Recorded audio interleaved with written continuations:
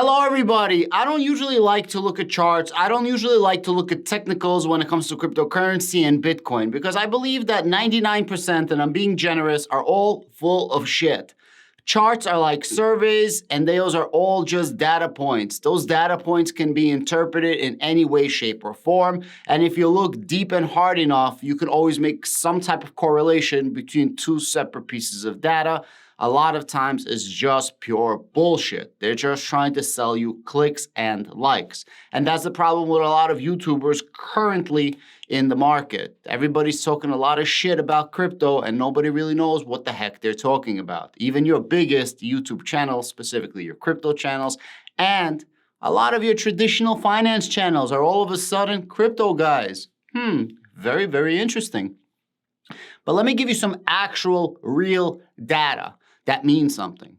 Currently, the price of Bitcoin is just hovering over $20,000. There's a very strong support level at around $20,000. What does that mean? That means that every single time it goes under 20,000, it bounces up. Even a couple of weekends ago when it hit 17,000, it bounced up really fast. It didn't stay there for too long. So there is a strong support level at around the 20,000 mark. I believe it's a lot of bot selling and bot buying.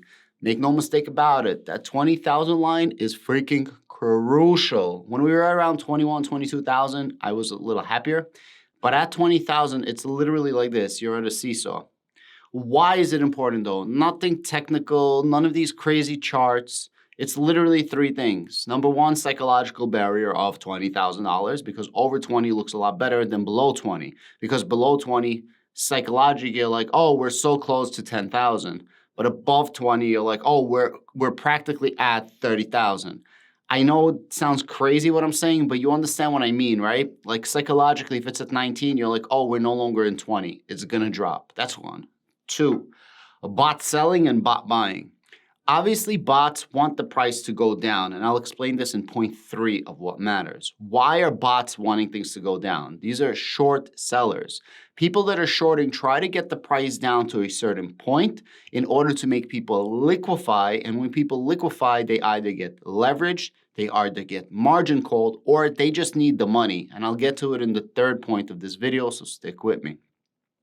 And if they are liquidated, they have to sell huge orders of Bitcoin on the open market. I'm not talking about one or two, although retail sellers also have to trade because of leverage and margin, but I'm talking about institutional investors and mining companies, which is going to lead me to number 3. Before I do, if you like a YouTuber that actually speaks to you one-on-one like I'm doing right now, please do me a favor, hit the subscribe down below, and if you do, give me a comment so I know, so I could respond to your comment. And for the people that already subscribe to my channel, I see you, and I hear you, and I respond to your comments as best as I can regardless, and I appreciate you. Thank you so much. I'm just asking for more subs, and sometimes a little asking doesn't hurt.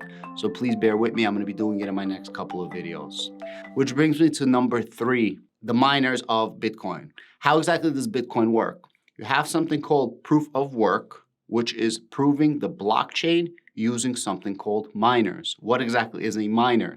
A miner is just a really hardcore ASIC computer. What exactly is ASIC computer? An ASIC computer is an application-specific integrated circuit, and it's just a very specialized computer for a specific thing. So of course, there's something called ASIC miner computers, which is what Bitcoiners use, and they usually have the best NVIDIA chips, I believe 3080s if I'm not mistaken. You can get away with a 3070 as well, and you mine Bitcoin. That's why it's very hard to get chips right now because all the Bitcoin miners use the chips for ASIC Bitcoin mining.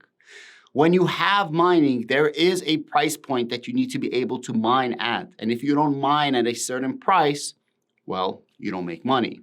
In order to mine as opposed to staking with the newer blockchains, all computers, that means every single computer, every single node, everybody that's validating the blockchain.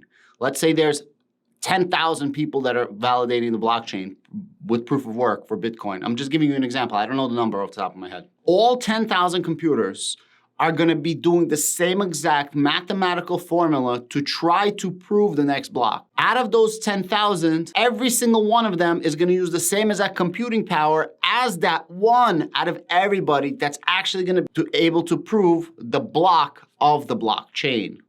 That's why it's so energy intensive, and that's why people spend so much money to buy these rigs, maintain these rigs, pay for electricity of these rigs, pay for shelter where these rigs are housed, and also pay for attorneys and professionals for regulations when it comes to these rigs. Now I'm gonna talk again, not about that retail miner who has 1 or 2 or even 5 or 10 rigs. I'm talking about the heavy hitting mining corporations that are actually traded on the stock market.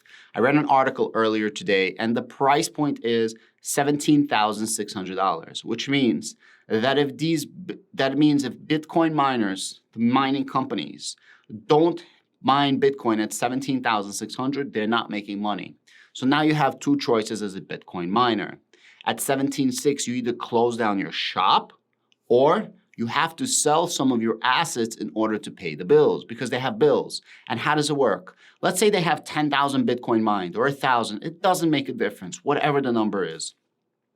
Let's just make it easy with 100 Bitcoin. Let's say they have 100 Bitcoin mined.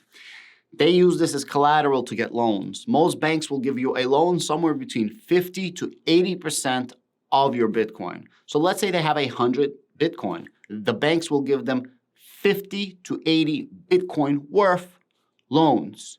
But if the price of Bitcoin goes down, the amount of your loan also goes down because they don't loan it to you in Bitcoin, they loan it to you in an actual dollar value.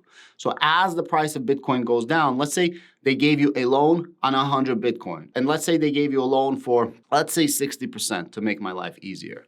So 60% loan on 100 Bitcoin is 60 Bitcoin value. Let's say the 60 Bitcoin value was 60 times 60,000 when they took out the loan. Well, that's a $3.6 million loan. And if they're giving you a 60% value, that means that 3.6 million always has to be 60% of the value that you have, which means on your 100 Bitcoin, you always have to maintain a value of 2.4 million, which is the remaining 40% in fiat dollars. But let's say the price of Bitcoin goes from 60,000 to what it is right now, 20,000. Well, if you take your remaining 40 Bitcoin and you times it times 20,000, your equity in your actual asset that you hold, which is Bitcoin, is only around 800,000, which means that you have quite a large deficit of 1.6 million. Well, how do you pay this 1.6 million, right? Because you got to pay down your loan in order to make sure that your loan maintains the 60% loan to value ratio. And in order to do that, you have to sell assets. The assets that you sell is either your mining rigs or you're selling the underlying asset of Bitcoin. Well, where do you get the Bitcoin if you only had 100 Bitcoin? Every single time you mine a Bitcoin, you now have to sell the Bitcoin. So you mine and sell, mine and sell, mine and sell. But before you used to mine and store, i.e. mine and hodl, hodl, hodl. When you hodl, you take supply from the open market. When you sell, you increase the supply in the open market. If you increase the supply in the open market while the demand for that supply remains constant or drops, that means the value and price of said asset, Bitcoin, goes down. And that's what's happening right now. So if Bitcoin goes down to 17.6 level, that's a huge problem, and you're going to see a lot more selling from miners. And this is one of the ways that short sellers attack. So I'm not the smartest person in the room, and I know that the price is approximately 17,600. Now, this is an average. Some of them have a price of 19,000, some of them have a price of like 15,000, whatever.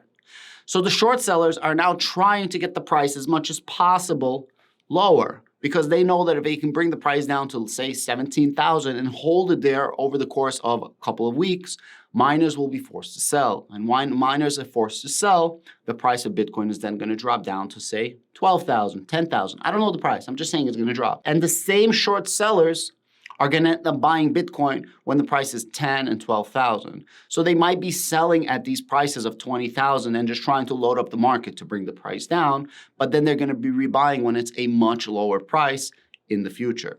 And that's essentially the 3 data points that actually matter what's happening right now. All of these charts and all of these triangles and all these Fibonacci, Shmibonacci, tarot cards and these globes where they're reading the future, the psychics of cryptocurrency, I don't believe in none of that. Because anybody can read a chart and tell you some things. It's all bullshit. A lot of the mining companies right now, if you follow the stock market, a lot of them are complaining that they have no money because the money coming to them is all literally from mining. And another big problem that we're gonna have with mining companies, and I sold out of them, if you guys have been following my videos, I sold out of mining companies around 4 months ago, and I made videos on this.